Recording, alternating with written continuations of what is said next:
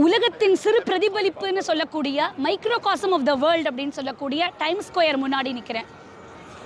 பொருளாதார நரம்பு அப்படின்னு சொல்லக்கூடிய நாஸ்டாக் என் பின்னாடி இருக்கு.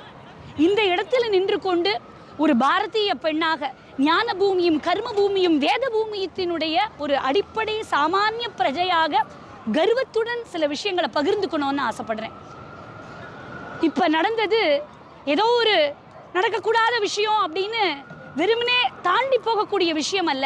நீ ஹிந்துவா நீ ஹிந்துவா நீ ஹிந்துவான்னு கேட்டு அப்பாவி ஹிந்துக்களை இழக்கக்கூடிய ஒரு அவல நிலை நம்முடைய பாரத தேசத்தில் நடந்திருக்கு. பாரத பிரதமரும் இதற்கு காரணமானவர்களையும் இதற்கு துணை போனவர்களையும் விடமாட்டேன் என்று சூளுரைத்திருக்கிறார். இந்த நேரத்தில் நம்முடைய பாரத பூமி இழந்த நிலப்பரப்பை மட்டுமின்றி அகண்ட பாரதம் அமைவது உறுதி. அது மாத்திரம் இல்லாமல் தன்னுடைய பொருளாதார மேம்பாடு, தன்னுடைய இறையாண்மை குறித்த மேம்பாடுன்னு எல்லாத்திலையும் ஜெயிச்சு வல்லரசு நாடாக வலம் வரப்போவது உறுதி. இது நிச்சயமாக இந்த கண்ணால் இதை காண வேண்டும்னு அரங்கேறி இருக்கிறது. இந்த 26 ஹிந்துக்களுடைய ஒரு சொட்டு ரத்தத்துக்கும் பதில் சொல்லியே ஆகணும். இதற்கு பாரத பூமி தன்னுடைய அற்புதமான பதிலை சொல்லத்தான் போகிறது. சிந்து நதியை மீட்கிறது மட்டுமில்ல, அகண்ட பாரதம் அமையத்தான் போகிறது. அது வெகு விரைவில் இருக்கு.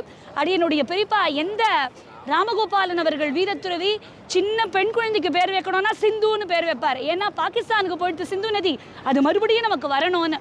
அதனால தான் என் பேர் கூட சிந்துஜா.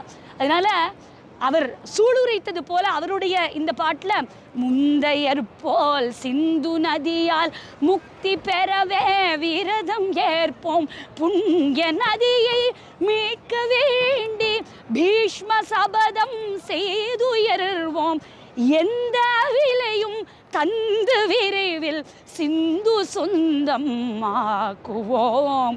இனி வரக்கூடிய காலம் முழுக்க அகண்ட பாரதத்திற்குண்டான அடையாளங்களாக மட்டும்தான் இருக்கும் என்று கூறி ஒரு பாரதிய பெண்ணாக வந்தே மாதரம் என்று முழங்க கடமைப்பட்டிருக்கிறேன்.